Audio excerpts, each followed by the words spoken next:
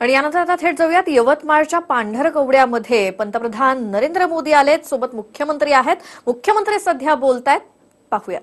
एकट्या यवतमाळ जिल्ह्यामध्ये 16 तालुक्यात 1320 गावांमध्ये 17,000 स्वयंसहायता गटांची या ठिकाणी निर्मिती झाली. जवळजवळ 843 ग्रामसंघ, 2175 प्रशिक्षित समुदाय संसाधन व्यक्ती यांच्या माध्यमातून आतापर्यंत 123 कोटीचा फिरता निधी आणि 221 कोटीचा समुदाय निधी वितरित झाला आणि बँकांच्या माध्यमातून 2000 कोटी रुपये अर्थसहाय्य या ठिकाणी आपण उपलब्ध करून दिलं. या निमित्ताने मला सांगायचं आहे की एकूण 74,000 कुटुंबांना उपजीविकेचं एक नवीन स्रोत हे या माध्यमातून उपलब्ध झालाय. आपलं सरकार देशामध्ये आलं त्यावेळी केवळ महाराष्ट्रातल्या 36 तालुक्यांपुरतं हे काम मर्यादित होतं. आता महाराष्ट्रात 254 तालुक्यामध्ये उमेदची व्याप्ती गेली आणि 34,000 पेक्षा जास्त गावांमध्ये इन्सेंटिव्ह पद्धतीनं काम सुरू झालं. केवळ महाराष्ट्रात 30,000 गट होते, आता गटांची संख्या झाली आहे 2,65,000. केवळ 3 लाख लोक या गटांमध्ये होते, आता गटांमध्ये 35 लाख कुटुंब त्या ठिकाणी आले आहेत की ज्यांच्या जीवनामध्ये परिवर्तन होत आहे. आणि आमच्या भगिनींची सातत्याने मागणी होती, आपल्या सरकारनं रिव्हॉल्विंग फंड 60,000 केला, तो 1 लाख करावा अशी मागणी आहे. बरोबर आहे ना? बरोबर आहे का? मग आज मी घोषणा करतो की हा रिव्हॉल्विंग फंड 1 लाख रुपये केला जाईल आणि आमच्या या ज्या सगळ्या महिला आहेत यांना या ठिकाणी सक्षम करण्याचं काम केलं जाईल. खरं म्हणजे इतकं उत्तम आणि सुंदर काम आमच्या या महिलांनी केलंय. 30,000 परसबागांची निर्मिती केली आहे आणि आता तर सुमतीबाई सुकळीकर योजनेच्या माध्यमातून आमच्या बचत गटाला 0% व्याजानं कर्ज देण्याचा निर्णय आपण केलेला आहे. आणि आदरणीय मोदीजी, मी आपल्याला सांगू इच्छितो, या महिला एवढ्या इमानदार आणि प्रामाणिक आहेत, या एकही गटाने एकही पैसा बुडवलेला नाही. जेवढं कर्ज घेतलं 100% पैसे परत करणाऱ्या या आमच्या महिला या ठिकाणी आहेत.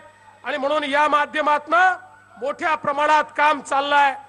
35,000 पेक्षा जास्त युवा युवतींना आम्ही प्रशिक्षण दिलं, त्यातल्या 20,000 युवक युवतींना आम्ही रोजगार दिला आणि त्यातनं एक मोठं काम या जिल्ह्यामध्ये आपण खऱ्या अर्थानं केलंय.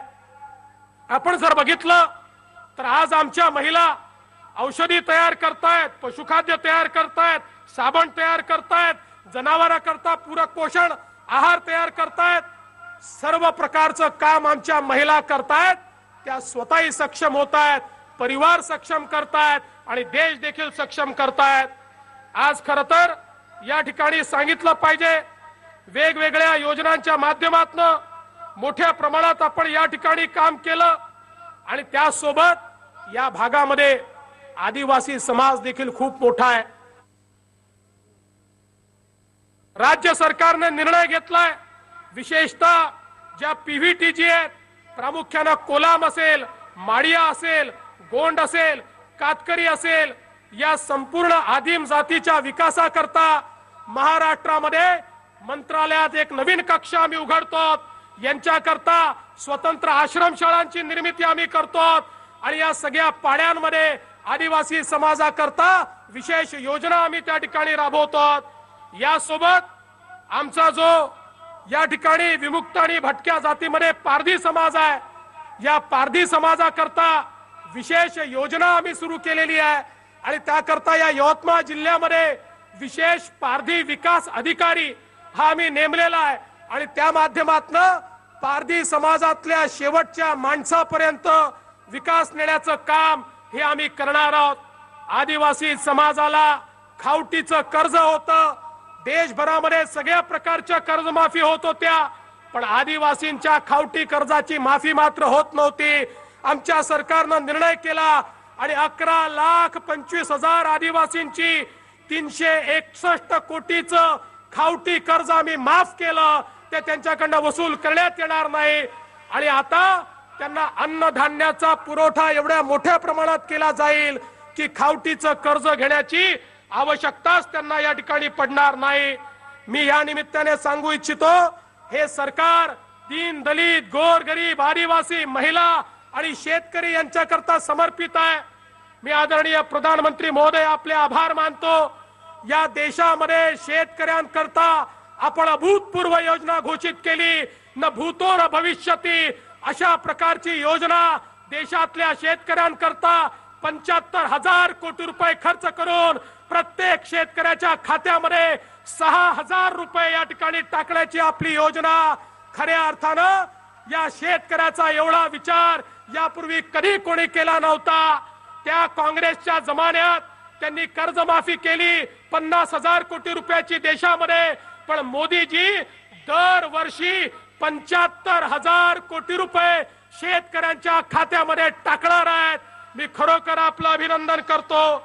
आम्ही देखील छत्रपती शिवाजी महाराज शेतकरी सन्मान योजनेच्या माध्यमातून या यवतमाळ जिल्ह्यामध्ये 2,65,365 शेतकऱ्यांचा या ठिकाणी 1.5 लाखापर्यंत कर्जमाफी दिली आणि त्यांच्या खात्यामध्ये पैसे दिले आहेत आणि जे राहिले आहेत त्यांच्याही खात्यामध्ये पैसे टाकणं या ठिकाणी सुरू आहे. खरं म्हणजे या जिल्ह्याकरता इतक्या गोष्टी सिंचनाच्या या ठिकाणी रस्त्यांच्या केल्या आहेत. मी त्याबद्दल सरकारचं मनपूर्वक अभिनंदन करतो, आभार मानतो. आणि सगळ्यात महत्वाचं आमचा जो महत्वाचा प्रकल्प आहे वर्धा यवतमाळ नांदेड ही रेल्वे लाईन, मला याचा आनंद आहे की या रेल्वे लाईनचं 95% भूसंपादन आता आम्ही पूर्ण केलं आहे आणि लवकरच ही रेल्वे लाईन या ठिकाणी पूर्ण होऊन यवतमाळ जिल्ह्याचं भविष्य बदलणार आहे.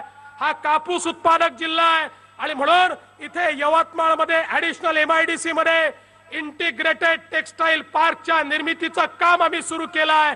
इथल्या कापसावर याच ठिकाणी प्रक्रिया होऊन याच ठिकाणी कापडापर्यंत जाण्याचा प्रयत्न आपला असणार आहे आणि त्या निमित्ताने मोठी रोजगार निर्मिती या ठिकाणी होणार आहे. मी अधिक बोलणार नाही. आदरणीय पंतप्रधानांना आपल्याला ऐकायचं आहे आणि म्हणून आपल्या सगळ्यांच्या वतीनं आदरणीय पंतप्रधान महोदयांचं मनपूर्वक स्वागत करतो, अभिनंदन करतो आणि माझं बोलणं संपवतो. जय हिंद, जय महाराष्ट्र. धन्यवाद मुख्यमंत्री साहेब. महाराष्ट्राच्या विकासात महत्त्वाचं योगदान देणारा 150 वर्षांचा प्रदीर्घ अनुभव असलेला तर यवतमाळ मधल्या पांढरकवडामध्ये मुख्यमंत्री बोलत होते आणि त्यानंतर आता पंतप्रधान नरेंद्र मोदी सुद्धा उपस्थितांना संबोधित करतायत. बचत गटांच्या महिला मोठ्या संख्येनं कार्यक्रमाला उपस्थित आहेत.